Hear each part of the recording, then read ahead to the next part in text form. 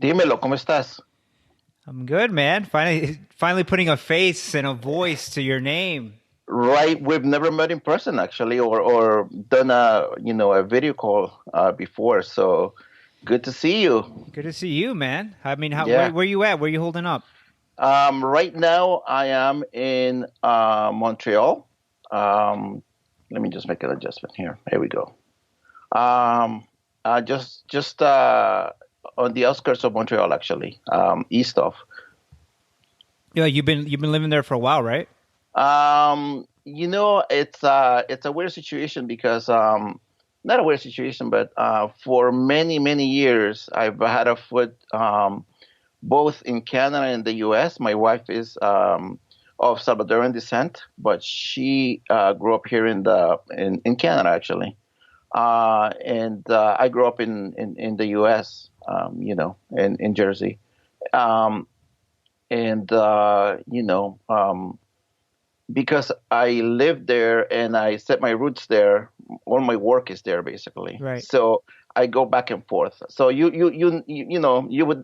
would never know where I would be, on a given time basically. So today I might be here, tomorrow I might be there. Obviously I can't travel right now because of what's going on, but that's the way it goes. So in the morning I might be in Montreal, and then in the afternoon I might be in Jersey. Well, speaking of Montreal, the difference between Montreal and Jersey, I mean, you know, the one of the reasons I wanted to bring you on was because I mean, we started chatting like maybe like a year ago.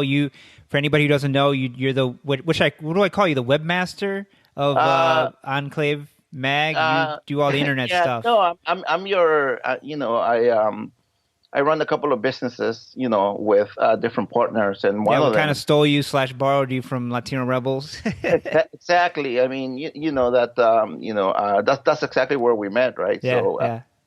when Latino Rebels was just a baby, and How'd you get involved with that?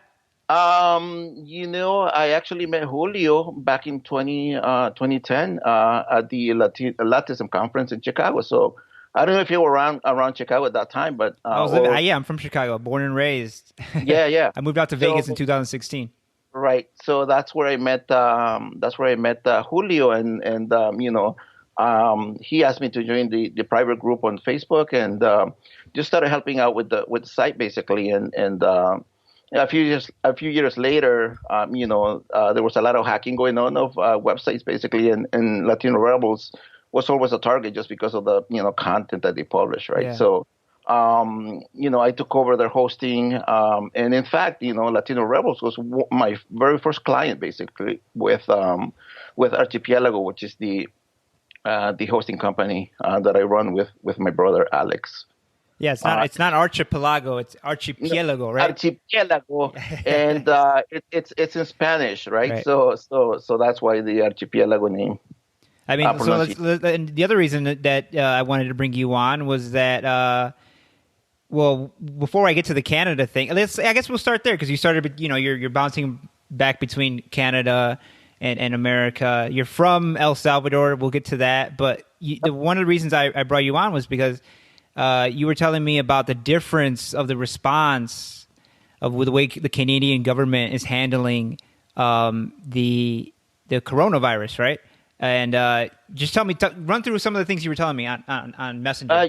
Yeah. I mean, yeah, we definitely had this conversation via private message, but I'll be happy to reiterate what I said, and it's interesting because I have two perspectives, right? I Right. actually have been affected, my businesses have been affected, right, in the U.S., and to be honest with you, I haven't been able to get any significant help. Um, there are programs that are supposed to help the small businesses, but I did submit all of the applications that I needed to submit, but I haven't heard back from anybody, to be honest with you. So I have that perspective, And right? So you're finding out that all that money that was supposed to go to small businesses actually went to big businesses, right? correct, and I have the other perspective, which is here in Canada, although I don't own a business here, I actually my family lives here, right, and Yeah. and, and I'm here, and they have benefited from the programs that the Canadian government has set in place, right? So one of the things that I was telling you is that. My daughter lost her job, right? She's a student, but she's a part-time worker as well, and she lost her job because of the pandemic. And right off the bat, she was able to get $2,000 basically just by applying for unemployment. And then subsequent to that, she's getting every month, the unemployment benefits. So and the Canadian government tends to make things easy, basically, or tends to Wow, who would think that a government would try to make things easy for its citizens, right? yeah. I mean, that's a novel idea, right? My daughter went through the application process, and she was even able, she had some problems when submitting her second, the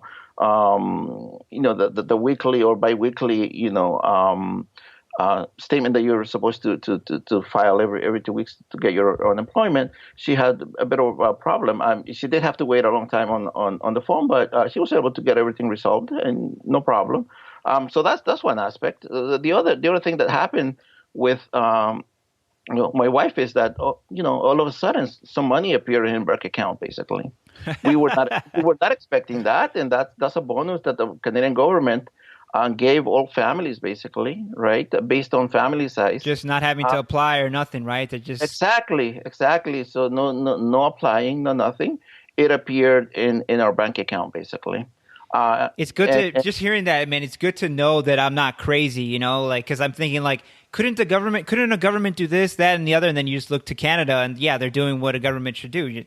You don't have to apply. You just, this is the government. They have access to your bank account. Don't act like the government doesn't have access to your bank exactly, account. If you get caught exactly, with something, they can freeze your assets. But if of if, course. if you need help, oh, they can't give money to you. Yeah, absolutely. And in addition to that, I mean, I was mentioning to you that there is another program. If you're not getting any benefits from unemployment or the family benefit, right?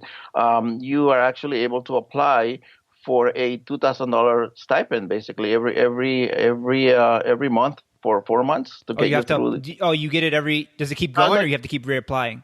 no, you apply once basically, and you get it for the 4 months basically. And the one thing that I was mentioning to you is that it's night and day, right? Because what I was saying about that program is that the Canadian government is not making any eligibility checks right now. Basically, they are simply, if you apply, they will give you the money. But what's going to happen is that um, when tax time comes around, they're going to They'll do like an audit to see if how exactly, much you needed.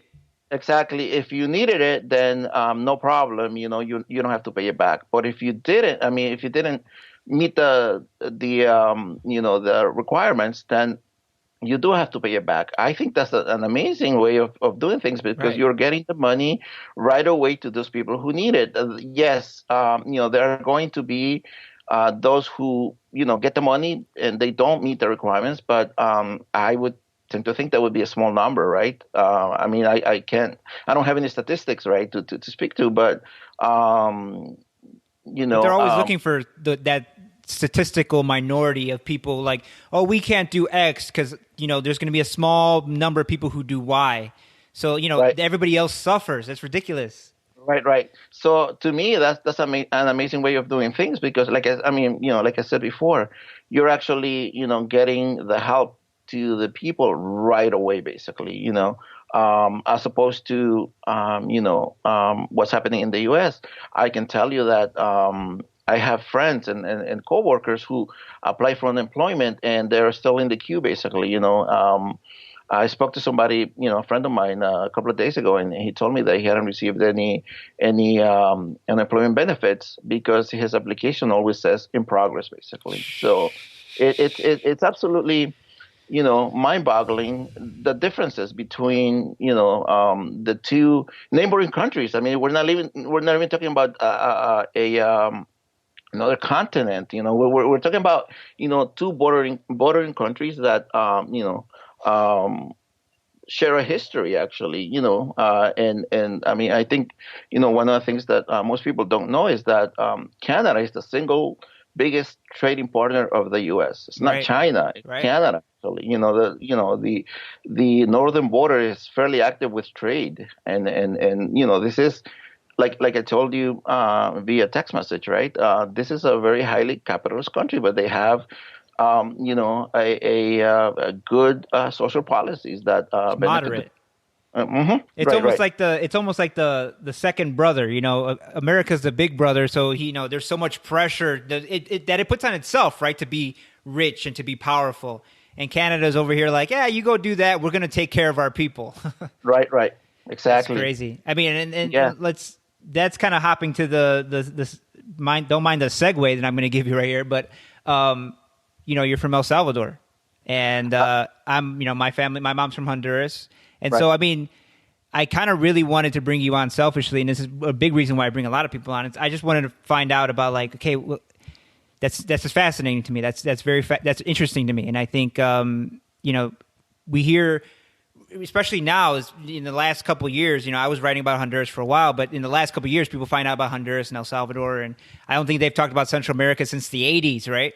But the only story you hear is like, these migrants coming huddled and confused and ignorant and blah, blah, blah. But I mean, you're also the face of Central America. So am I, but you more, and so, I wanted to bring you on and just pick your brain and pick your memory of like, okay, so how old were you when you came? That's a question. I think most people in immigrant cultures, that's what they ask each other, right? How old were you when you came? Yeah. I actually arrived in the U.S. when I was 12 years old. My father actually has been, he came to the U.S. in the mid 70s. Actually, he was one of the first, migrants to come to the U.S. and My grandma came in 71. Yeah, my father came to the U.S. with a very specific purpose. Actually, he actually wanted to come and make some money to grow his cattle and ranching business. That's what the family has traditionally done, and he continues to do that even now. He's already retired. He Make money retired how? from. So he owns a cattle ranching business in El Salvador, right? He does now. And so you come to America to make money, but how? Just odd jobs? Yeah, he came to work as a laborer actually, Right. like every immigrant. I mean, in the 70s, that was fairly new, but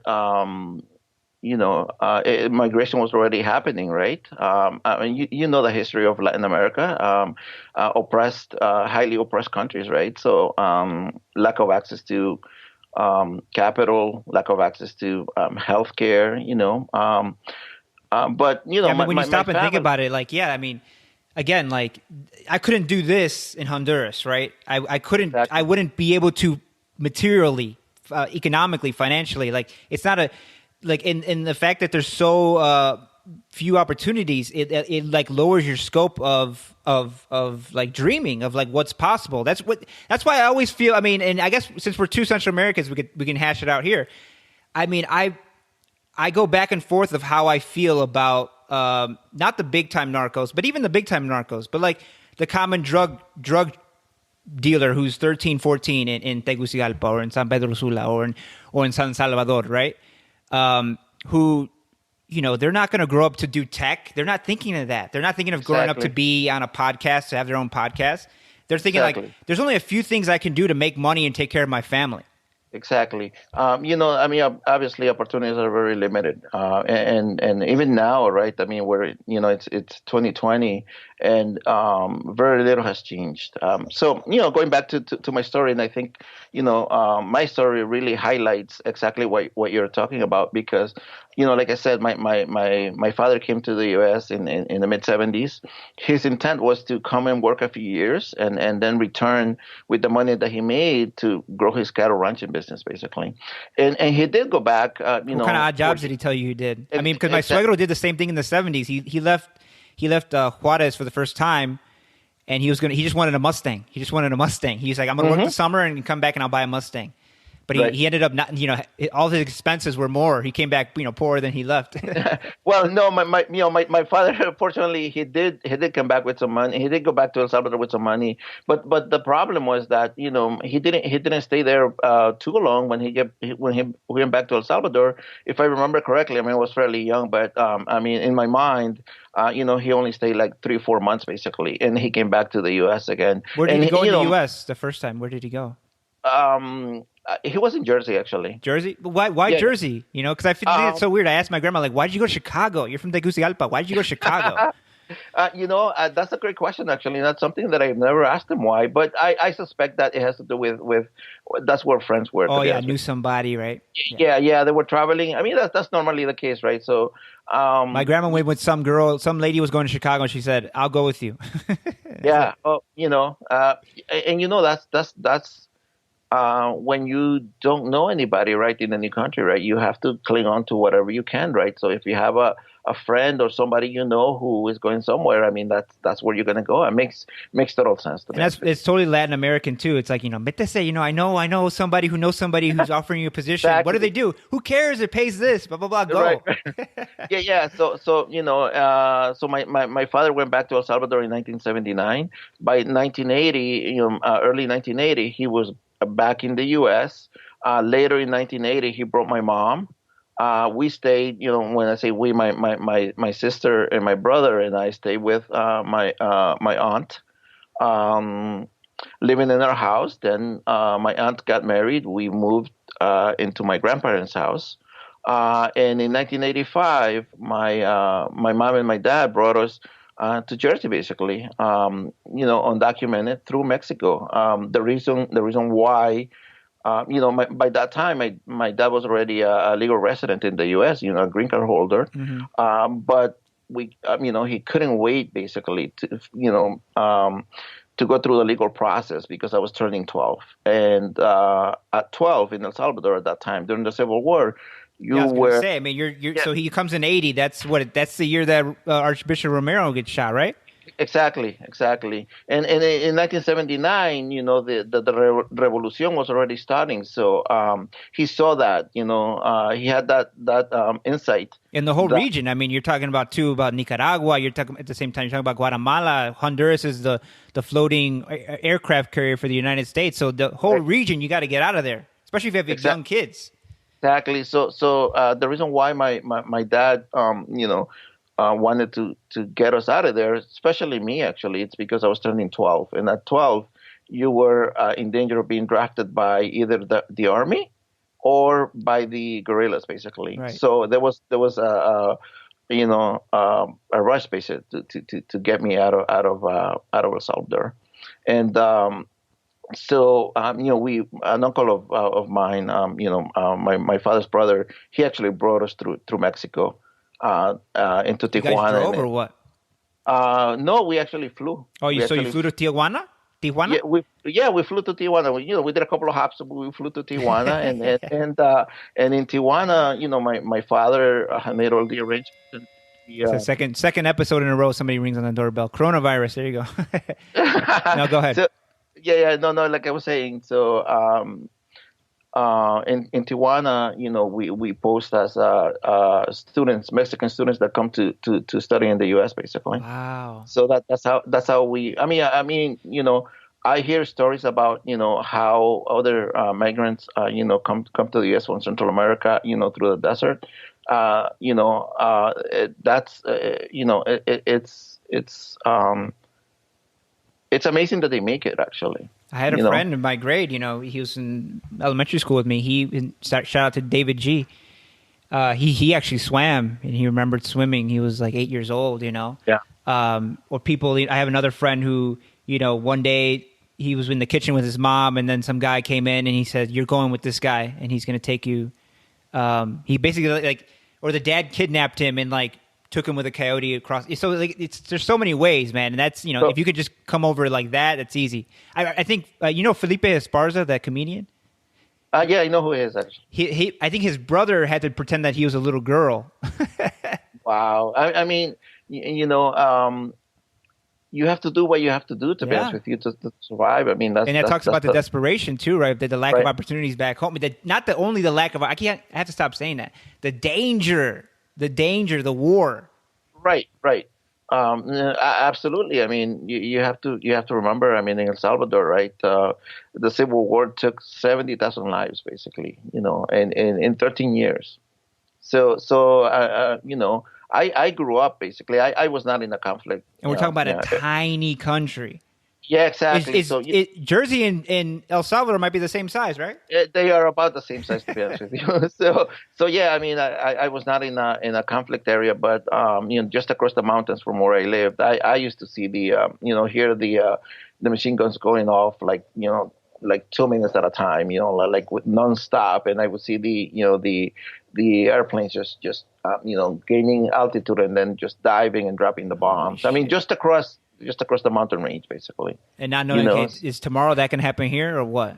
Exactly, exactly. I mean, we were lucky. We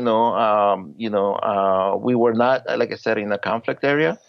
We were well taken care of by our, family, and I feel fortunate, to be honest with you. I Isn't mean, it crazy the luck in the universe, man? Like I don't know how you stand on religion. I mean, your name's Salvador, so I don't know. And you come from El Salvador, but you exactly. might be an atheist, though. I don't know. Yeah, no. I actually, I mean, my parents are fairly religious. My Of mom, course. yeah, yeah.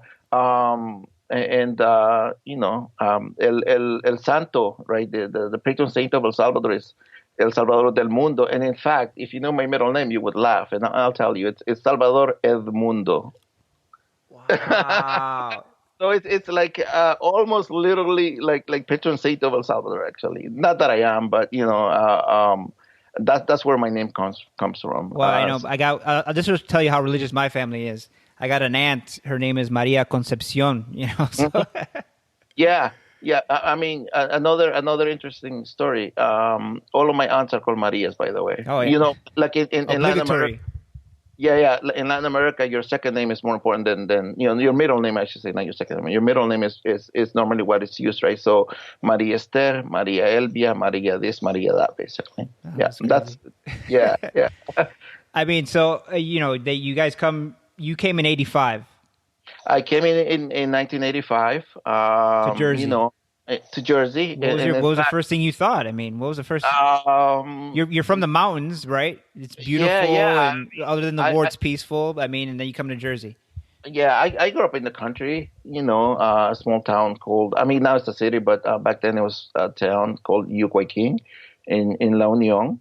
We arrived in Los Angeles, we spent, a week or two there. And then we flew to Jersey, and we arrived my mom, my dad, and my two brothers. We arrived in a one-bedroom apartment. Luckily, that was temporary. Within, I believe, 2 months, we moved to a bigger apartment. I must say that my parents were ready. Actually, they were ready for us. After that apartment. We lived there quite a few years. Then they bought their house, and so on. I mean, the story goes on basically. But But I mean, so are you raised where you're raised? Is there other Salvadorans, Central Americans? I mean, oh, I grew up in a Spanish neighborhood, basically. West New York, the town in Jersey, is has been a migrant cradle from its inception, basically. So it has a history of Italians living there, Germans living there, right? Irish living there, it's a Salvadorian. crazy how community. It like you said, a cradle for immigration, and it gets used the same way by different sets of immigrants over like 200 Exactly. years. So there's a huge. I mean, in the 80s, right? The Marelitos, the Cuban community settled in West New York, and in fact, you can get some of the best Cuban food in Jersey, in West New York, to be honest with you. And now, we do still have a large Salvadoran community. But now the Mexican community has taken a hold in West New York. In fact, my mom ran a Salvadorian Mexican restaurant for many years in Jersey. Yeah, there's a lot of that in Puerto Rico. I was going to say Puerto Rico. Humboldt Park is basically Puerto Rico. Yeah, There's It's traditionally Puerto Rican, but now it's more Mexicans. And you see a lot of Puerto Rican Mexican restaurants, Honduran Mexican. Like if you cook any kind of Latino food, it has to be also Mexican. Because there are what 50 million Mexicans, and like the rest 10 million is all their Latin Americans. So there's a lot yeah. of Mexicans. Yeah, definitely. So that's and the neighborhood keeps changing. West New York is going from being Latino to there is now. I mean, it's been gentrified basically, but Right. right before gentrification started, we started seeing a larger Indian community. But now it's everything goes basically. And everything's starting to look like everything else. That's the worst part about gentrification. It- The worst part is that poor people suffer. right, But right. the second worst thing is that it makes everything like everything else, man. Exactly, and that's what I to be honest with you, I love the town. To be honest with you, I think it's very unique. Um, you know, um, it's food, right? Food defines culture, basically. I Yeah. mean, it's one of the things that defines culture, and That's why like you that show like Anthony Bourdain's show was so good because he's talking about food, but then know. you feel like you know everything about the people who live in that country by what they Ex- eat. Exactly. So in West New York, from where I have my house, I can walk 2 blocks and have the best Cuban sandwich. I walk another half a block. I have the best pupusas, right? Salvadorian food. I have the best Colombian food a couple of blocks away. I have the best Asian food, only a couple of blocks away. So it's a melting pot of all of these cultures, basically, and that makes it to me, really exciting and really really awesome. I mean, I do love the area. I mean, a lot of my friends, have moved out and don't want anything to do with the town, but I love it. To be honest with you, I enjoy it. I mean, even now the diversity, it's changing, but still, it's still fairly enjoyable to be there. Yeah, I mean, I feel the same way about Humboldt Park, Logan Square. I wish I could move back to the neighborhood. I think that people like Killer Mike and Ti, they talk about you know, uh, they talk about how black entertainers and athletes, they as soon as they get money, they move out the hood, and they're Hmm. saying no, you should actually just because you get rich doesn't mean you should leave where you come from. You should actually keep it there, open, have it in circulation there, your money there. Exactly. Invest in the neighborhood. Basically, makes total sense. I mean, that is exactly what should happen. But we have this idea that the suburbs are better. Actually, for some reason, I mean, I just don't buy that idea. But I grew up in a very densely populated. I mean, after coming from, well, think about it, right? I mean, I grew up in the country, and then I come to a really like super dense, Right. like community. In an But I apartment, like exactly. So, yeah. I mean, I love the town. I think it's very unique. And I mean, what you're saying about the suburbs, being better, that's kind of a lie. I mean, you're seeing that now with the return. All the white grandparents and white parents who wanted to move their kids out to the suburbs and have their families there. Their kids, when they graduate from college, where do they go? Where do they want to move? They want to move to the city, and that's what's causing gentrification, actually. Exactly. Yeah, yeah. So You I know, mean, I you come to Jersey. So you go to Jersey, and I'm trying to figure out how you get into tech, man. You're just a kid from rural El Salvador, and now you're into tech, and you're living in yeah. Montreal. I mean, get us there, man. Yeah, definitely. I took a very non-traditional route to tech, actually. I bet, Yeah, man. That's why I want to know. I yeah. bet. I mean, I actually, although I was, fairly privileged, well, I shouldn't say privileged. I should say that I live better than most other families in El Salvador because of, like I said, my parents and my grandparents and great grandparents were all entrepreneurs basically. So we always had a little more than everybody else, had a different lifestyle than everybody else. I often joke that I'm taller than the average Salvadoran because I had access to milk. Oh no, that's so I true. joke about it, but that's so true actually. I went to the mercado, the big mercado in the center of Tegucigalpa, and I was, and I'm only 5'10". I was a Mhm. head taller than everybody, and everybody was Yeah. just looking at me. They thought I was some kind of athlete, and I'm not an Exactly. athlete.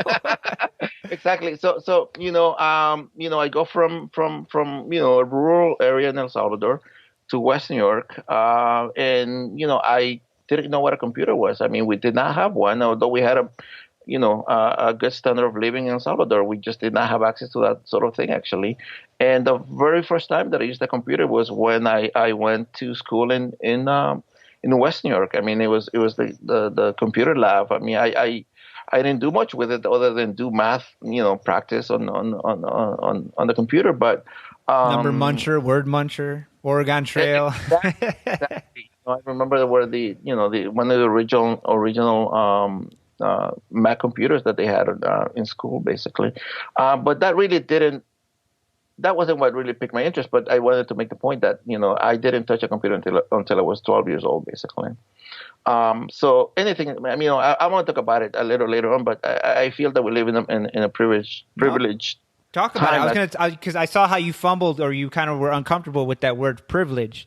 And Mhm. being in an immigrant culture, privilege means a lot of different things. It depends on who are we comparing it to, and to where, and to Exactly. what time. Exactly. So yeah. So everything really started when I went to college. I went and studied sociology of all things, basically. But I knew even when I started college, I knew that that's not what I was going to do. But I still decided to go Why through with it. sociology? I mean, shout out to Fernando and Juan. I know a bunch of immigrants who they study sociology. They loved it. Yeah. They love it. To be honest with you, I think that the short answer is that I took a class in high school and I loved it. But there's more to it. I think that my history, the way I came to this country, right, influenced that interest basically, right. You're So talking to somebody that's who has a worthless degree in history, because you just want to know. Some people, some kids, from when you're a boy, you're like, you look around and you're like, how did this get like this? Why do I live here? Why did my family come here? What happened? What's going on in Honduras? Why can't we live there? You have all these questions.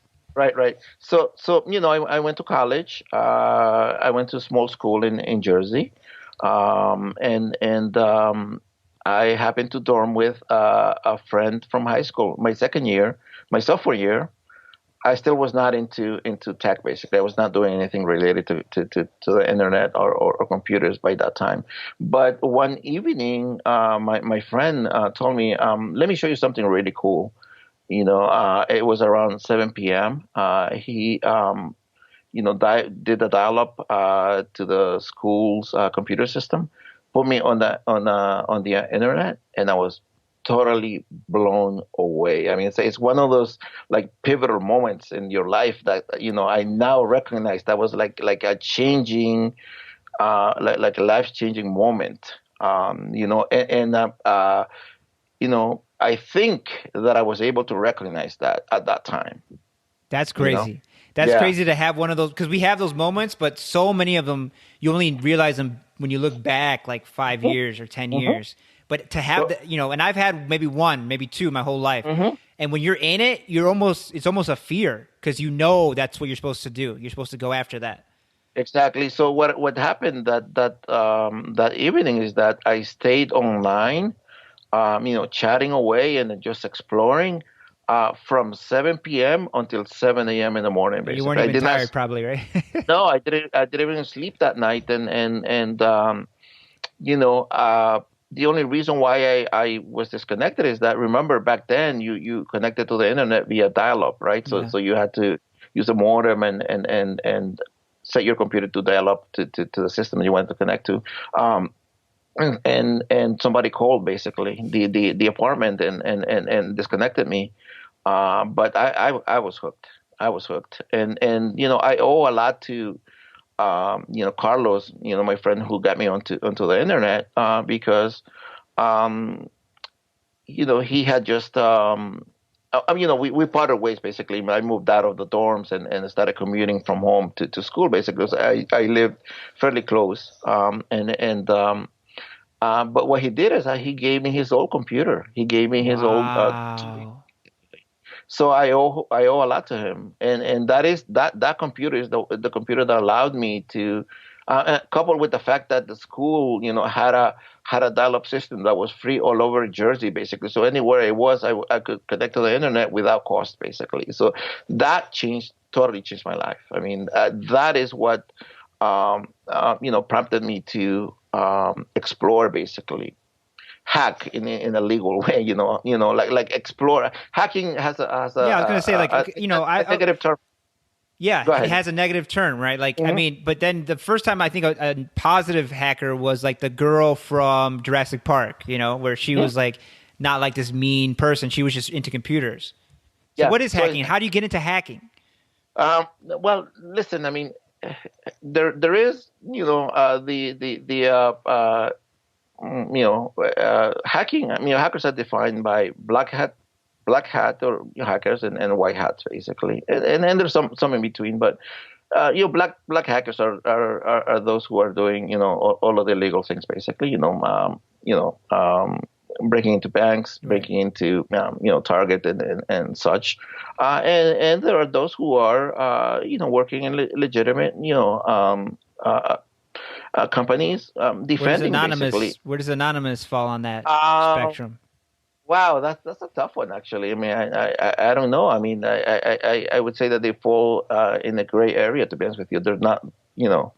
I don't think they're defined in either way. Basically, I keep telling people, like, in this pandemic, I thought like there was going to be some kind of hacker revolution, right? Because now it's all based on the cloud. Now everything's based on the cloud. Now nobody's going to exactly. work, and so I thought like a group like Anonymous or even worse. I'm not saying they're bad, but like you're saying, they're gray. I'm talking about a Right, right. black group comes out and they're just about destroying the world. Oh, it's happening though. I keep reading about how health organizations are being attacked. I mean, this is a Really? very yeah, it's definitely happening. This is a very vulnerable time for organizations basically, and there are people who are actually trying to take advantage of that. So it is happening. I don't know that it's happening to the extent that to an extent that it's going to be um, fully detrimental, but it is definitely happening. There has been an uptick in that type of activity. That is definitely there. A lot of, I mean, I don't know if this is still true, but I remember that a lot of even really good hackers, and like there's a hacker community and you guys know each other's like names, code names, but you guys don't know who it is, right? It's kind of like Banksy, right? Somebody will pull a Exactly. job and they'll have their signature on it, but you don't know who that person is. Is it a girl? Are they Russian? Are they Chinese? Are they in Exactly. Africa? Yeah. And Yeah. and, and So then they'll sometimes they'll like hack a company's website or something and then tell the company, hey, this is how we hacked you. You should hire us to fix it. yeah, I mean that definitely happens, and that is that gray area because you did something illegal, right? But then you're doing it for good, so that there is that gray area there. But the way I like to look at hacking actually is in a very positive way because I think that you know um, like anything else, things can be used for good or bad. Yeah. You can actually, I mean, hacking is trying to learn how something works, trying to figure out something basically. That's definitely how, I mean, Um, I've never heard it described like that, but of uh-huh. course, because we say life hack, right? We Hmm. use hack for all kinds of things that makes things, that breaks it down how it works and it gets you to use it or do it more efficiently and more effectively. Yeah, yeah. So with so you have to remember this. We're talking about 1994, 93, Wow. 94. Wow. There was no web back then. It was Right. actually just starting out. I mean, in 1993, right? Like what we know as the web, web pages basically did not exist. They started around that time, and the web started because the internet is the web actually, and internet There's to a some difference, extent. right, between the internet and the web. Oh, there is. So What's the so the difference? internet. the difference is that the internet is the infrastructure, basically, where the networks of networks, basically, where all of the data travels on, basically. So you have, servers all over the world that intercommunicate, and you transfer data, from one country to another, or one state to another, basically, or within, from one company to another. So that Like is wiring there's that. money, all kinds of things that just Exactly. Web is something that runs on top of the internet, is the visual, aspect websites of and stuff like that. exactly. Yeah, yeah. Social networks Because people, and and that must annoy you. People use those two terms interchangeably, right? Internet, the uh, web. yeah, yeah, exactly. So the internet has been if I listen, we'll have to fact check this, but yeah, since the '60s, basically, has been around No, since I the heard that. '60s. Right, the government Uh-huh. created it to talk between governments or something like that, Exactly. right? Between government Departments. agencies, basically. Yeah. So it has been around for since the '60s. Um, so I actually got into computers at a very opportune time, basically, because the web just starting out.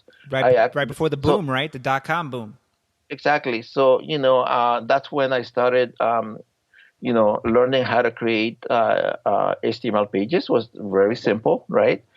Simple pages. I actually started, working with graphics using Photoshop. I mean, like I use like version 2 of Photoshop. I mean, like I don't know up to what version Photoshop is nowadays, but because I no longer use it. But I used one of the very first few. I mean, one of the very first versions of Photoshop, and I got to be known around the school. That was the guy who could, build these pages, basically.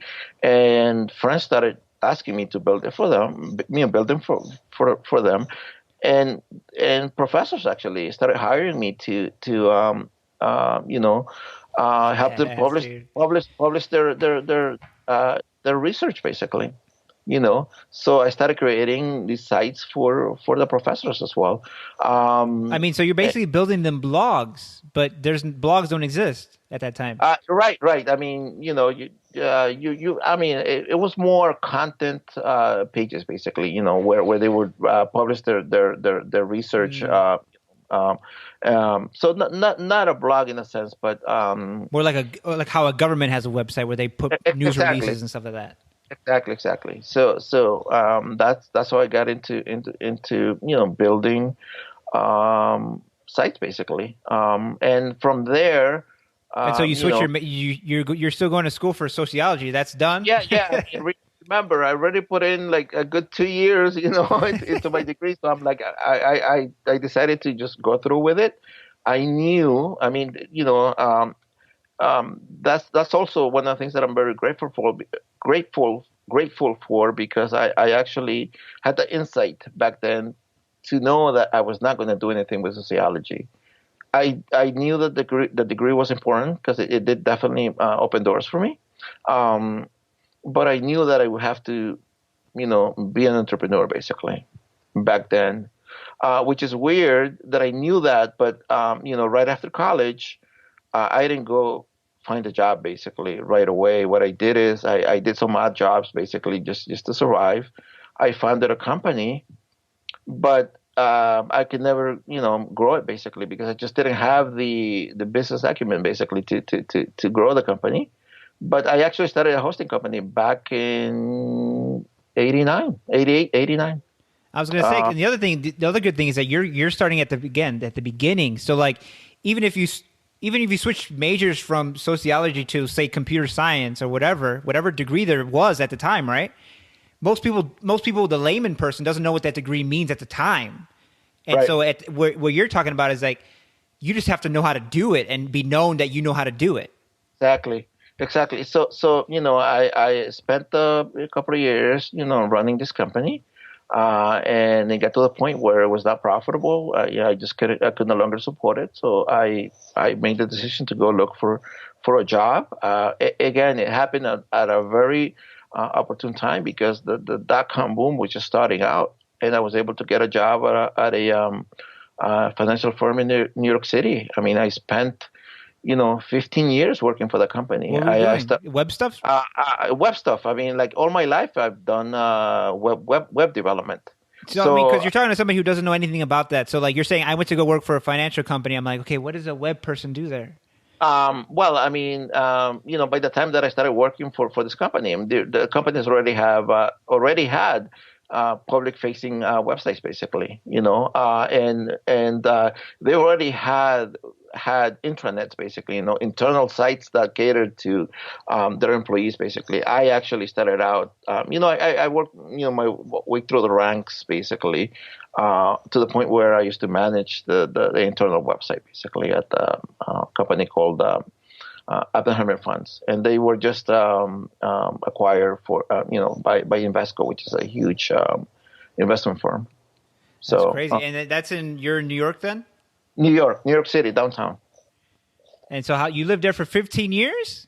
I worked there I didn't live in downtown, but I Oh, lived in Jersey and commuted to New York City. oh. But I worked there for 15 years, actually. And so wh- how do you get from there to Montreal? Um, so you know, back when I was in college, I would travel, basically, and I went That's what I to haven't done enough of, man. And yeah, I was really planning on using 2020 to start getting in the habit of traveling, and now this right, fucking thing happened. But go ahead. exactly. Sorry. No, that's all right.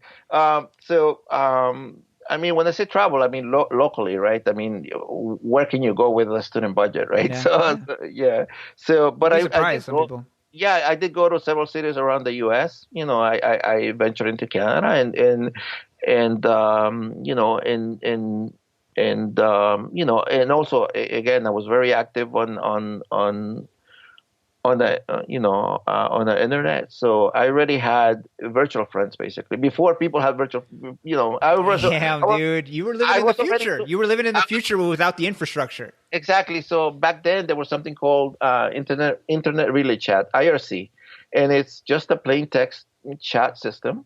And I actually made friends, so I would go and visit those friends, basically, virtual friends, and I would meet them in person, and one of those friends was my wife. She was a student here in Montreal, and I came to visit, not her, but a group of people, Right. basically, and I just happened to meet her there, and we started dating right away, pretty much, and that's set the back and forth, basically, because I've always had interest, in the U.S., but she's from Canada, and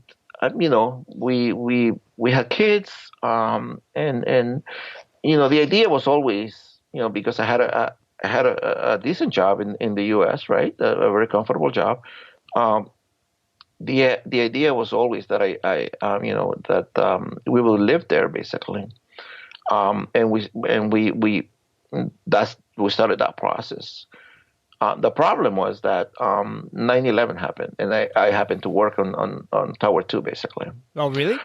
Yeah, yeah, and luckily that day, I mean, things happen for a reason, and to be honest with you, several times in my life I've been fairly close to death, actually, and that's one of the times. The only reason why I'm alive is because I overslept. Uh, Wow. yeah, yeah. Normally, when normally my manager would go in super early. We would check that all overnight processes run properly, and the data was available for the traders and employees, early in the morning. So somebody needed to be there early, all the time. So that day, my manager was out of the office, so it was second in command. I was supposed to go in super early, like 8 a.m. And I overslept, and I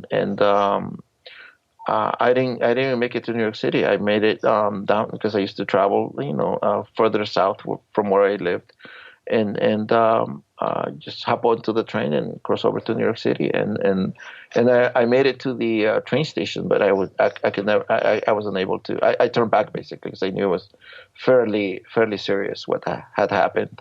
And so what Uh, you're thinking, I mean, you're hearing or seeing that the when did you see that the Tower 2 went down? I mean, what are you thinking? You worked there. Yeah, it's actually surreal actually because I mean that's your livelihood. I mean that's the first thing that comes to mind right away, right? Like what am I going to do now? Pretty much, right? Because yeah, it's not Eh, even that you're fired. You're looking at the place where you work, just go yeah, to turn to rubble. exactly. That's the first reaction, and then you start worrying about your coworkers, right? Luckily, the company had a good plan in place and a system in place, and we used to practice it. Basically, it never dawned on me that something could happen. I mean, I always wonder why we would do these drills. Right. Basically, we actually were given fanny packs, first aid fanny packs, basically. And you We kept them had at your them in desk or something. my desk. Yeah, yeah. They knew that something could happen. To Well, be honest with you. Obama, Obama, oof. Osama bin Laden attacked the World Trade right in '93 or something, Yeah, '94. yeah. But he was like a little weak ass bomb in the garage underground. The basement, yeah. The ground floors, yeah. The underground floors. That's So listen, that event um, totally changed my mind. I knew that about back what? then that I did not want my kids to grow up in the U.S. I knew that right away, basically. I mean, and why? What's some of the reasons that you saw in that moment? Um, y- you know, it's think about it. I mean that is if if I'm not mistaken, that is only the second time in U.S. history that an attack has happened on the mainland, basically, Yeah, or on the U.S. soil, basically, right? yeah. So I didn't, I wasn't thinking about that back then, but reflecting back on it, I feel that I understood that something was changing, basically, and very quickly I told my wife that um, I would stay there because I still had my job, and she should move to back to Montreal, basically. And we started that back and forth, which still happens now. It happens a lot less, but it's still happening. Man, I'm just realizing that you flee, your family flees El Salvador because of violence, and the threat to you, that you could be drafted into either side of the war, and then now you make a life in the United States, and the same shit happens, the threat of Yeah, violence, and now it's your kids, now you're your parents, instead of going to the U.S., you're like, okay, I can't live here, I have to go somewhere else, go to Montreal. yeah, exactly. I mean, That's crazy. I was fortunate that I have that out, right? I mean, Yeah. most people don't, so I'm lucky that way. I mean, and like you talked about luck, right? I mean, there's a lot of I've gotten like I give my parents a lot of credit basically because they actually had the foresight to bring us take us out of El Salvador basically, right? Who your parents are, what they do, sets you Uh, up for who you are, man. yeah, exactly, and what my parents are is entrepreneurs basically, Yeah. hard workers. I mean, my dad used to pull 14-hour shifts all the time. That's been 12 hours normally, and some days 14, 15 hours. My mom, same thing. And that's why Uh, when you go to entrepreneurship after college, you're not even that as afraid as somebody say, if you don't come from entrepreneurs, right? You're to be an entrepreneur is something crazy, but to you, it's like, I had somebody on the podcast before who now she's a music photographer. Her dad was a photographer in Oaxaca. So, mhm. like these wild dreams are not so wild because you come from people who did that. Exactly, and you know what it is. I mean, your life's experiences, right? You lived in a war, basically. You know, my family and myself migrated from El Salvador to um, the U.S. Basically, all of that, basically, it could have one of two effects in my opinion. It could make you stronger or could really weaken you, basically break you. And luckily, I think it has made me stronger. So there are very few things that really scare me, basically. Like in life. So that Tell me another one. I mean, one time the time I almost got killed for sure is when somebody put a shotgun to my head when I was in 6th grade. And that's because I wanted to be a gangbanger, and they fucking tested me, and I Oh fucking man. failed that test, and I became a nerd, you know. But I mean, tell me another time, man. uh, no, no. I mean, I feel that at any time in El Salvador, Oh yeah, in El Salvador, life had no value at some point. Like during the war, basically. Remember that you were threatened by the reason why we were at war. Basically, it's because of the repression from the government. So you were in danger, um, from both sides, basically. So to me, we lived in a constant, state of danger. It's I'm not gonna get into details, but right. and I didn't live again in a conflict zone, but I've seen things that most people will never see in their lives. To be honest with you, I mean, like just because of what happens in war, basically. We were not in a conflict zone, but we did have to go to the city, and things happen in between. Yeah. And when you go from one place to another, basically, and I've seen that. So that's why I have this attitude where if I'm not dying, it's all right, man. I can figure it out. Yeah, I I mean mean, that. I live the same way. You know, my mom, my wife is always constantly surprised. Like, I live like a dog. You know, like there's this guy Diogenes, a philosopher. You know, the cynic, and cynic comes from cynos, which is Greek for dog. But anyways, because his whole philosophy was live like a dog. You know, a dog, Mhm. as long as he has a little bit of food, a little bit of water, a little bit of sunlight, he's happy wherever the fuck. Or even if it's raining, he's happy. Right? Live like a dog. Right. And yeah, I mean, if you live like, especially if you come up with nothing, and you know what, you're coming up with nothing teaches you that you could be happy with nothing. Hmm. Because I think the people who are born and raised rich, they have more of a fear. Money holds more sway over them, Hmm. actually, because they have Yeah. a fear of what's poverty. They don't know what it is. It's like death to Exactly. them. Exactly. So yeah. I mean, I'm a very like fairly happy person. I'm always smiling, and I mean, well, we have our ups and downs, right? I mean, it Right. does happen, but in general, that's the way I carry myself, and that's because of my history, and that's what really has made me who I am now, and a lot of the success that I've had, right? I've attributed to my parents. I mean, like role models, right? In every way. My mom has a third grade education, basically, but my mom, ran a couple of small companies, a restaurant, basically. This is a very accomplished chef. She learned how to read and write Spanish when she was older.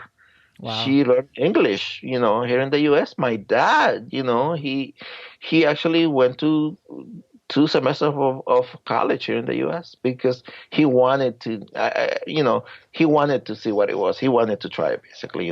He didn't continue because of, family responsibilities, but he made it. He made it. All through night school, by the way. Yeah. That's how they did it. I mean, So that's the culture, because my grandma's the same way. You know, she got a degree from Malcolm X College when she was in her 60s.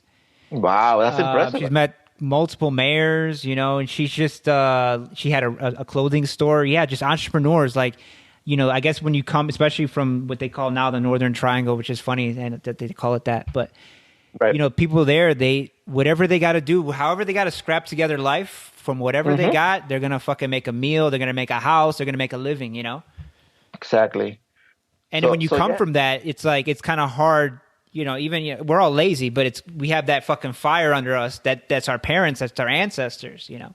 Yeah, yeah, no, definitely. I mean, like I can tell you that as an entrepreneur, you work like insane hours, basically. If you have to. It's your life. I mean, that's the thing about being an It entrepreneur. It's your Yeah, life. You don't have. There's no work exactly. Yeah. life. It's your work is your life. Exactly. That's where I am now. And I'm ready. Like this coronavirus thing has actually accelerated some of the things that I already had in mind. I've been doing web development for the last 6 years. 2014, I was laid off from my What does web cushy job. development mean? I build e-commerce sites. I build apps, like web apps. I build. I might have somebody to put you in contact with. I'll talk to you after this, but yeah. Yeah, yeah, definitely. Not your previous um, person you interviewed, right? No, no, no, no, Abraham.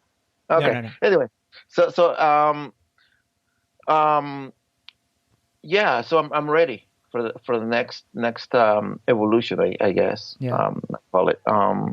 And I've been doing web development with a friend of mine for 2 years. For 2 years. Sorry, for 6 years.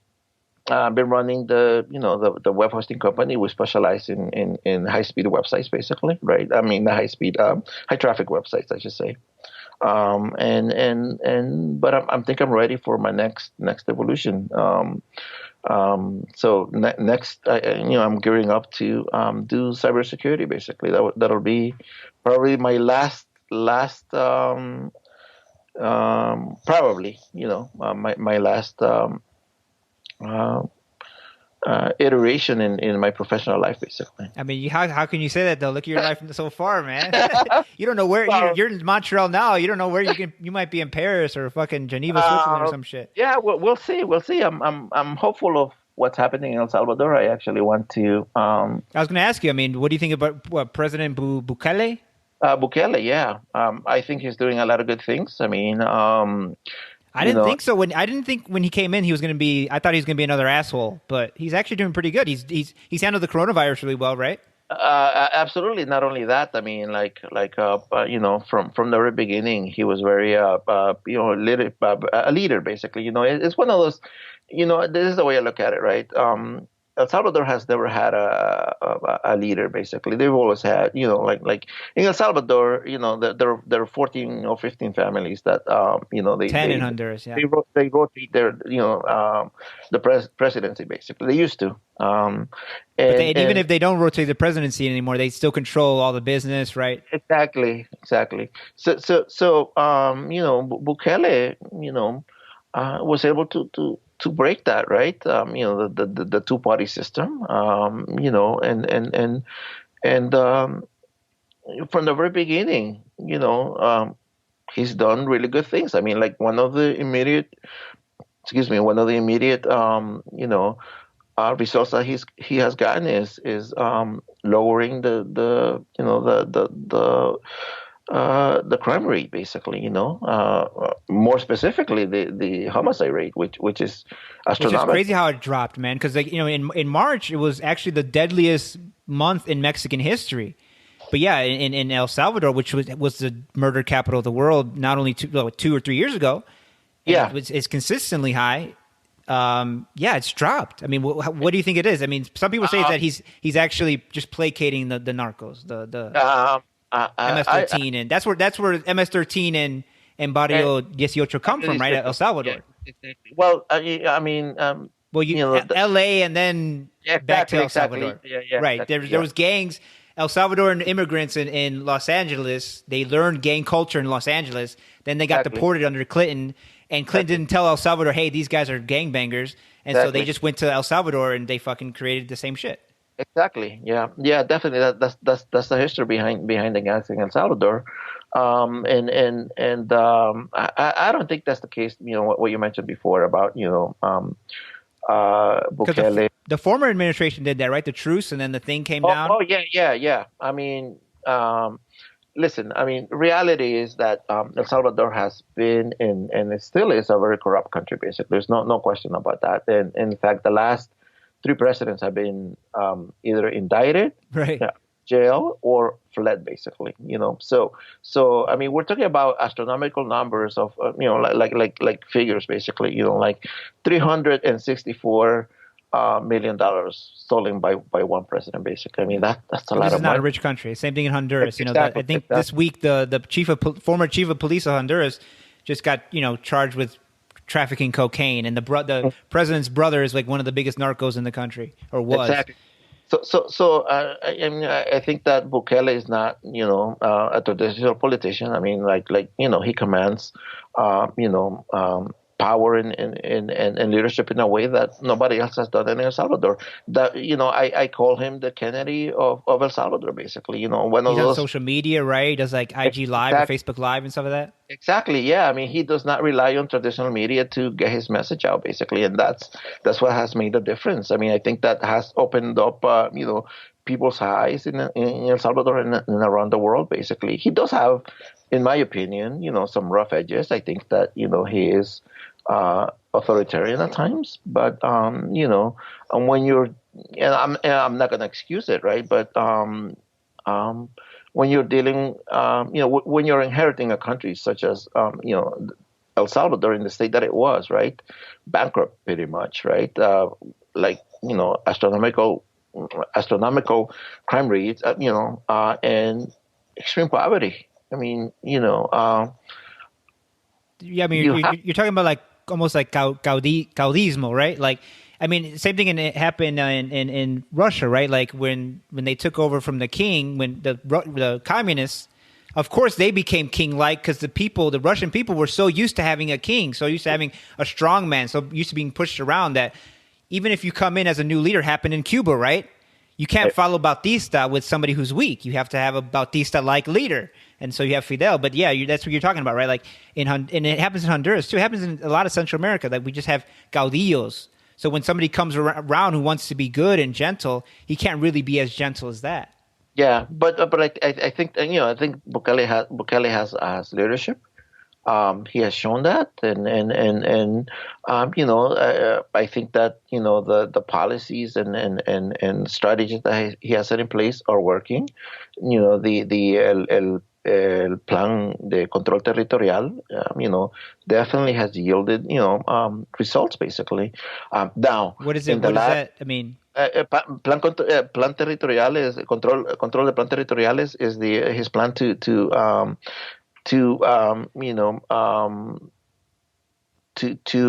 control violence in El Salvador, basically, and that has yielded results, and from the very beginning.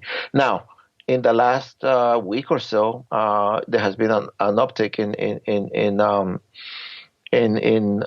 murders in El Salvador, but I suspect that is actually orchestrated. Basically, that's actually a blow. Somebody is trying to deal a blow to Bukele, basically, because he's doing such a great job with crime and the coronavirus. Response has been phenomenal. I mean, he's been praised yeah, by all over the world, basically. yeah. So What do you yeah, think? I mean, What do you think needs to happen in El Salvador to really get them on the right path? so listen, I mean, I think that Bukele is going to do a lot of good for El Salvador, basically, but change for a country doesn't happen in It's 6 years, long. It's five, long. 6 years. It's a long process. We need a string of strong leaders, to follow the path basically that Bukele has set. And as I tell my dad, my dad is, he's retired, right? So he's living in El Salvador now. And we often have this conversation about, he's very hopeful basically that change, even before the changes that is happening now started to happen. He was very hopeful that El Salvador was going to change for the good, basically. And it's almost like the country's been suffering so long that you're like, okay, this can't last any longer, and that gives you hope. Exactly. But I remind him all the time that this is a generational thing. Basically, this is not a one-term thing. Basically, right? So we need more presidents to come to follow in the path of Bukele, and I think that's going to happen. I think that Nuevas Ideas, which is the new party that Bukele founded, right? Found He used to be with the FMLN, right? He used to be, He but was that was mayor that of was San Salvador, wasn't he? he Or was mayor of Nuevo Cuscatlán, which is a very small town, and then that catapulted him, to become the mayor of San Salvador. He did that for one term, and and then then he he broke with the old party, right? yeah, yeah. I mean, I like the guy because he has no qualms about criticizing either the left or the right, his own party. Like it doesn't matter if you do it if he doesn't agree with you and he feels that your things are not being done for the good of the people. He'll criticize that basically, and that's what you need. You need a strong leader that will call it out as it is and make it right. And I feel that is a lot of that is happening. I think that And I think you that's, I mean, to bring it swinging right around back, I mean, that's internet culture, right? Internet culture has made people demand like transparency and honesty and open speaking and open dialogue, right? That's internet culture. exactly. I mean, you have to think about it. I mean, China tries to censor the internet. It's practically impossible. You can always go around basically Yeah. the blocks. That's why VPNs exist, right? And other Tor. The onion router basically, right? So but in more practical terms, I think that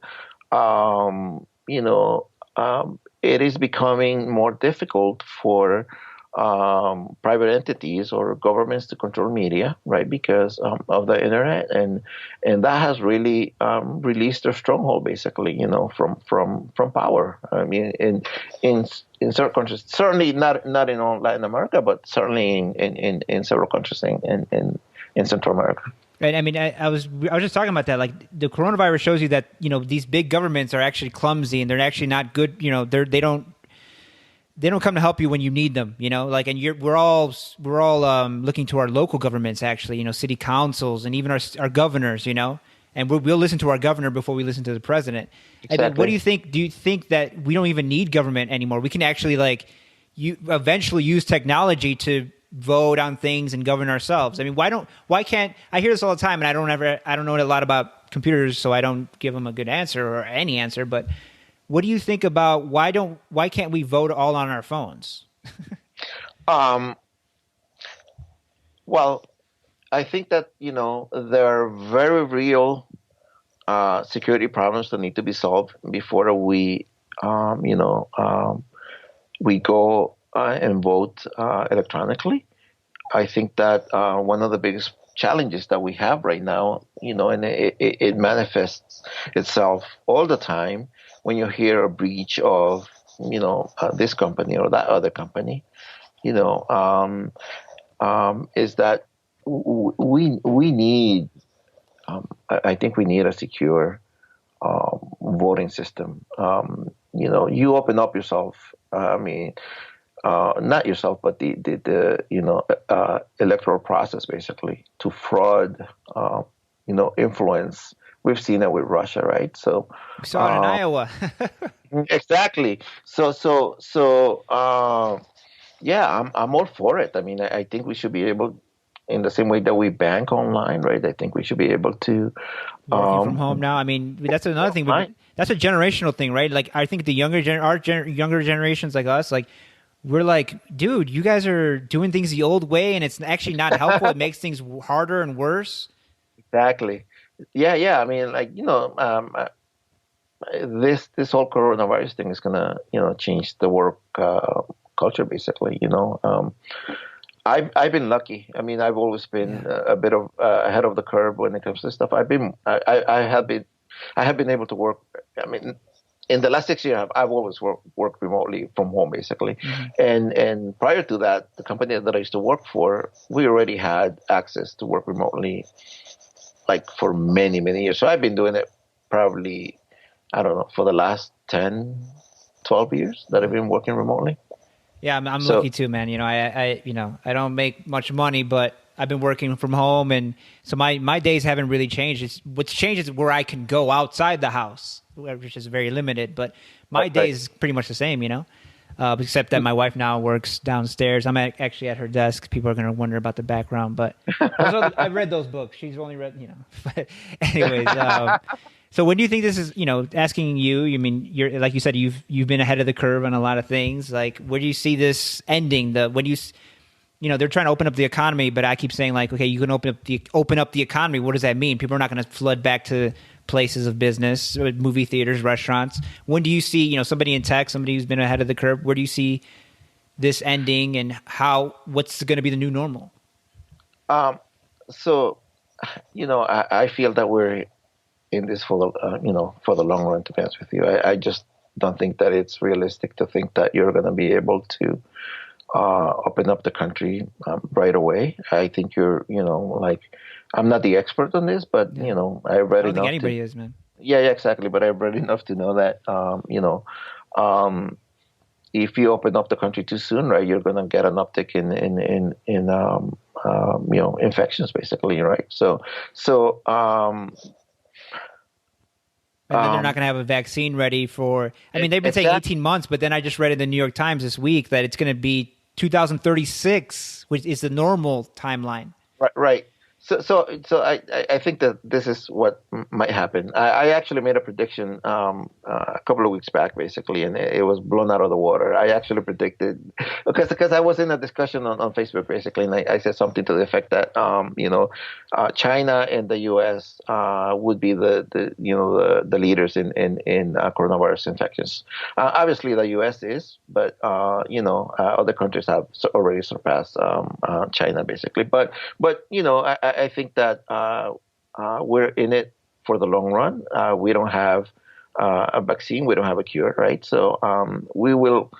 I think that within the next couple of months, people are going to start going back to work with the May 1st, some places opened up today, right? I think Florida opened up today.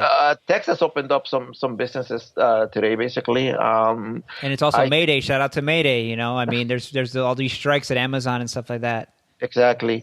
So I think that it has to be a slow process. I think that the social distancing rules need to happen. I think that we need to take precautions. Basically, once I start circulating and moving around town, I plan to wear gloves. I plan to wear, I actually haven't bought any masks, but I'm going to make the effort to do so. I plan to do that. I think that's just a prudent way, to go about it. And I think that, we are going to, need to follow those rules basically for quite a long time. I remember, experts are predicting that, there's, come winter again, there's going to be another uptick in. They're saying every year there's going to be a coronavirus season. Exactly. So yeah, I mean, I think it definitely has changed my habits, man. With you, I mean, my wife makes fun of me because I'm labeled a germaphobe now because I wash my hands. I don't wash my hands that much, man. Maybe a little bit more, but I don't wash my hands that much. I sometimes wear a mask outside, but I live in a very sparsely populated area, and I think I had it in March, but I keep saying that, but I do think I had it. But I want to take that antibody test so I can know if I had it or not. Yeah, I mean, I suspect the same thing actually because I did have a very bad cough at the beginning of the year, so I have that suspicion as well. And once it becomes available or it's safe to go and do that, I'm definitely doing the same thing. But I think that the effects on the economy are long term. The effects on culture in general, cultural society. Yeah. I mean, especially the kids who are in their teens now. I mean, this is gonna again. What happens to you, right? What happens to you shapes who you become. Exactly. And they've lived through 9/11. They lived through the Great Recession. They lived through Trump, and now a global pandemic. What kind of adults will they be when they're in their 30s, 40s? Exactly. So it's gonna, work culture definitely. I think that companies have been fairly reluctant to allow workers to work from home, but I think this will sway some, I would say many companies actually, to to work remotely. It makes sense It actually. does.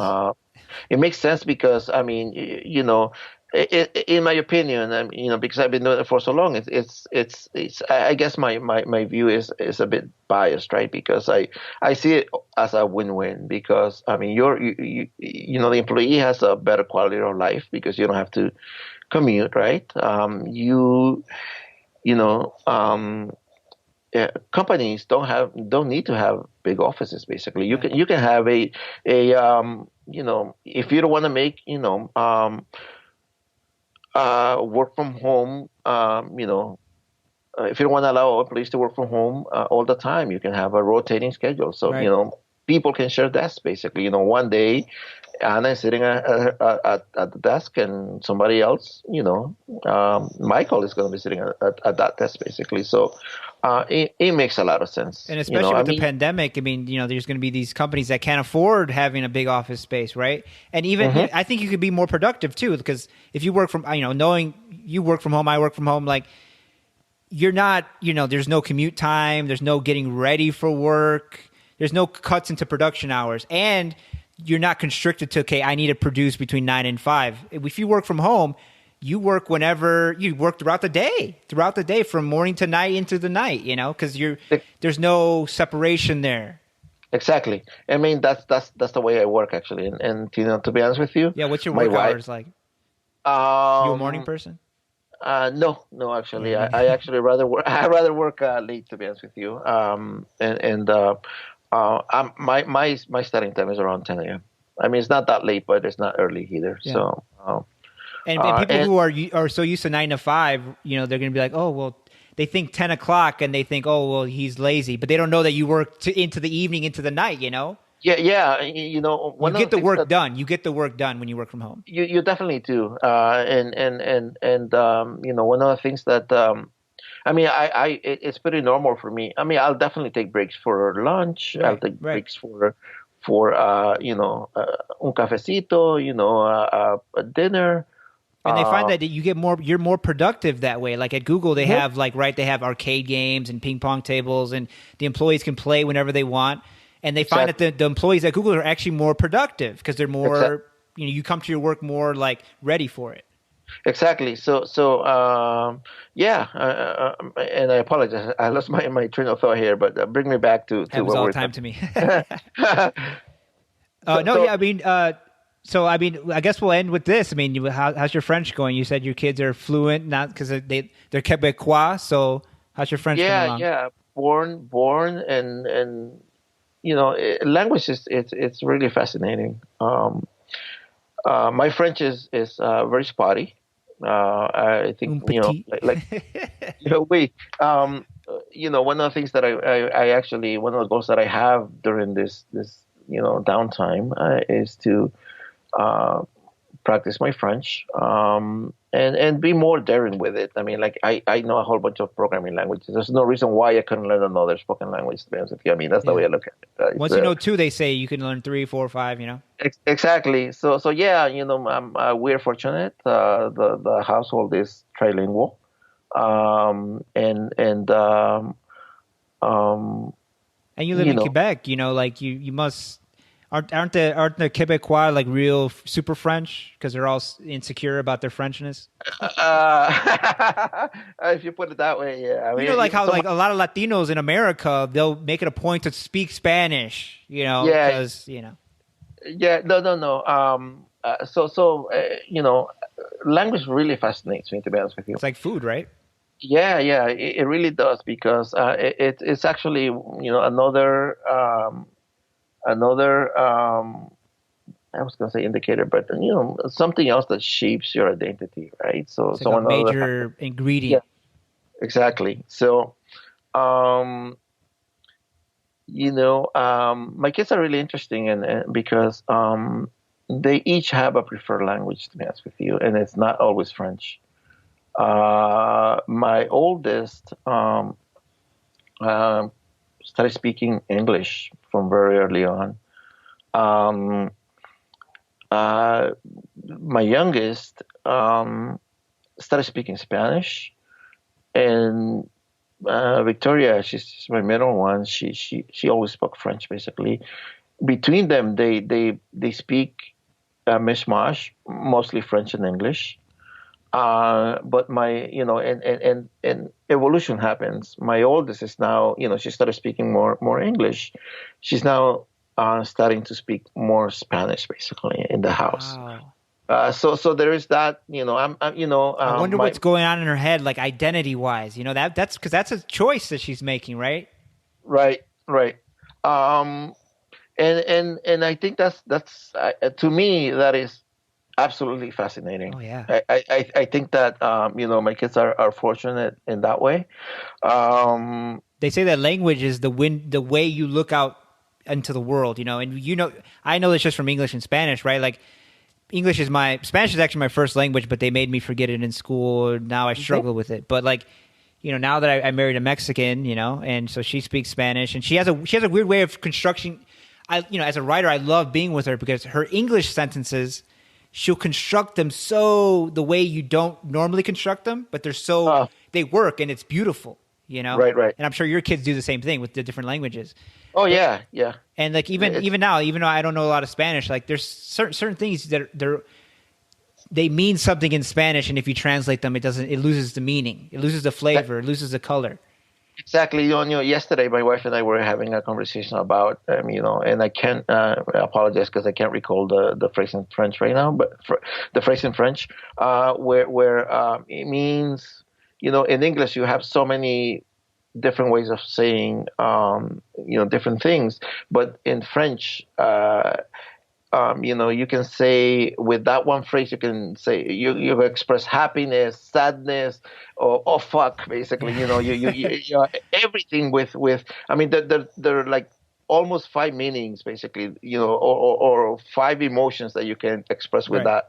that one expression, basically. To me, that's totally fascinating, and I just feel fortunate to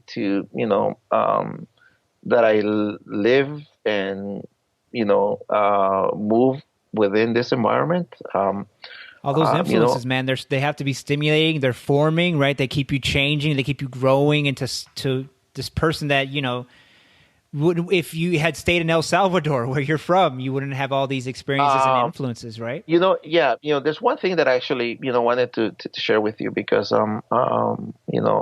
going back to something that I briefly mentioned before, I am absolutely grateful for that. That's eternally grateful, like I call it, basically, because you know, and thanks to my parents, right, I've been able to have some success, basically, or the success that I've had is because of them.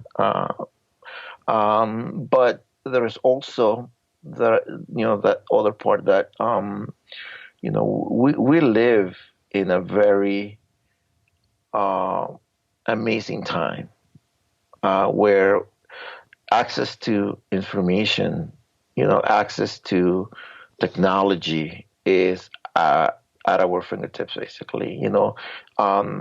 You can obviously you can't become a doctor basically just by Yeah, but I hear reading you're saying you can learn medicine. You can learn how to do a surgery, really, if you really no, practice it off of YouTube. no. But no.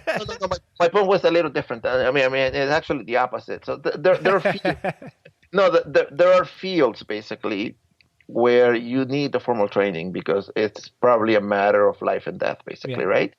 But I think that we live in a time that we're privileged in that we have access to information. You can, you know, uh, teach yourself whatever you want to learn, Yeah. basically. I taught myself, several programming languages, basically. In the same way that I did it, right? My brother did it. He actually dropped out of college because many years ago, he's like, this shit is not for me. But you guys He sound was, like you're autodidactic. You guys you can teach yourself things. A lot of people well, can't do that. Like I'm the same way. I'm autodidactic, but like a lot of people don't know how to like go about learning something, which is weird. Because it's so and, easy to do, well, it might be easy for us, but I think that right? the best way to learn is to do it. I Yeah. mean, you And figure fuck out up stuff. and fail and screw up and Exactly. Exactly, but my point was that we live in a very gifted time basically because we have access to information, technology. We all carry a phone, right? I mean, the phone that we have is I don't call my phone a phone. My phone is a computer. That's the way I look at it. Like to me, it's not a phone. I mean, it's a function of my computer, but it's not well, what. I've heard phones described as a part of you. Like it's a part. It's what you. It has your memories, right? Photos, things you've. It knows everything Exactly. about you. It's everything about you. Exactly. But there's a lot of power that comes with that. Basically, man, you can actually teach yourself a lot. I mean, Yeah. like I've taken free classes at Rice University, right? To learn programming languages. There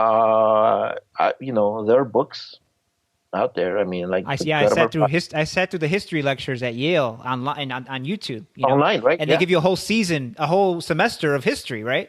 And it's yeah, great. It's a world renowned historian walking you through history. exactly. I mean, to me, that's powerful, basically, and Yeah. I think that we should really take advantage of that. I mean, I think that in no other time in history have we, you know, have people have people had access to this much information, and I think that we need to learn how to use it. Basically, we need to learn how to take advantage of it. Basically, I don't think that we're, But the system, look how genius the system is. Like, this is to finish your point. Like the system comes up with this great, and Kanye's crazy, but he says, one thing he says that's actually smart. He's like, we're living through a renaissance. Like we're living through a renaissance greater than the Renaissance, right? Mhm. Everybody's an artist, really. Like they know a lot about art, they know a lot about history, they know a lot about philosophy. Like millions of people, tens of millions of people. But so we have that, but then the system gives us all these. Now we're also living in the age of distractions, right? How many distractions are going to keep you from gaining that knowledge and know-how? But I love what you're doing actually because you're actually a creator, right? I'm just you're crazy. I don't know. yeah, but in a good way, right? So you're producing content, you're publishing your magazine online, you're creating this podcast, right? Video podcast, right? I actually tell my kids all the time, you have to be creators. You can't be consumers only, Yeah. and that's key, and that will lead you in that path basically of taking like using technology and really taking advantage of what is available to us nowadays. I mean, I'm just to be honest with you, again, grateful to live in such a time, to be honest with you. Yeah. I mean, I don't believe in God. I'm an atheist, but the way I'm so grateful, I'm almost weighed down by how grateful I am to the universe, to fate, to if there's a God, thank you, whatever, because you see all the things, all the ways that your life could have gone this way and that way, all throughout your life, and that you're here. Yeah, you worked hard, right? Yeah, you were curious. Yeah, you went after certain things, but that you got where you are. You sounds like you're like me. It's 80% luck. Who your parents were, where you come from, where you were at a certain time. No, absolutely. I mean, we have a similar history, right? And we come from very, Well, not you like know, yours, but yeah, I get what you're saying. Yeah, yeah, humble backgrounds. I yeah, mean, like yeah. we can put it that way. And that's something that I wanna, something that I try to, transmit to the younger kids or the Latino kids, basically, who are finding themselves in the same situation that we were, many many years ago, right? So But they're uh, being raised in this digital world, right? Like I'm so glad that I'm a what's called a late, older millennial. Like I remember before the internet. I remember before computers, and mhm. that was. I'm so happy that I have those memories because I can't imagine just knowing nothing but screens, man. But you know what? That's just the way the world works, Yeah, right? I yeah. mean, like I don't like want to be like one you of those know. fucking Amish people, like. And I'm Yeah, talking to you yeah. on a fucking Mac, and I got a camcorder and my iPhone recording everything. Oh man, I from what I've seen, you have a nice setup there, you know. Yeah, I'm trying, But thank you so much, man, for coming on. And Oh no. it was good to finally meet you and talk to you. And now I feel like we've been talking here and there. I feel so bad because the only time I talk to you is when I need something from you. But you're always traveling, so I'm like I don't know when if if he's No, free no. or I mean, what. you know what, like we said, right? It nowadays it really doesn't matter. I mean, at least for me, it doesn't matter where I am, basically, as long as, I always say, as long as I have my phone and I have internet on that phone, I'm You have the I'm whole good. world in your pocket, I'm man. good. I actually took a trip around the U.S. 2 months in a minivan with my family. I was actually Damn. working. And so I you would stop at you would work in the van, or you'd stop at a rest stop or wherever uh you guys were, yeah, yeah, no, your we hotel or actually whatever. in I think it was 2015, and I don't recall exactly, but yeah, no, quite a few years back. Um, I actually packed my kids, my wife, uh, in a minivan. We took off around 1 p.m. from Jersey on probably a Tuesday. Traveled for 2 months across the U.S. What from time? from When did you leave? What time of year? It was during the summer. We left early. I think it was in June, and we actually made it across to California. Went to most major national parks. Camped a lot. We this wasn't a like a fancy, like posh, 5-star hotel type of trip, basically. But we camped a lot. We stayed with family. We stayed with friends, and we had everything that we needed in that minivan. I mean, it was packed to the top, but we lived out of that minivan. Five people. Five people. Dude, Uh, that's such a great experience, not only for you and your family, but for your kids, man. To know yeah. that they can do that. That it makes them not afraid of the world. Yeah, it actually broadens their horizons. Basically, it broadens their thinking about what they can do. Basically, what is possible. Basically, So again, grateful that I'm able to have those experiences. That I'm able to pass those experiences on to my kids.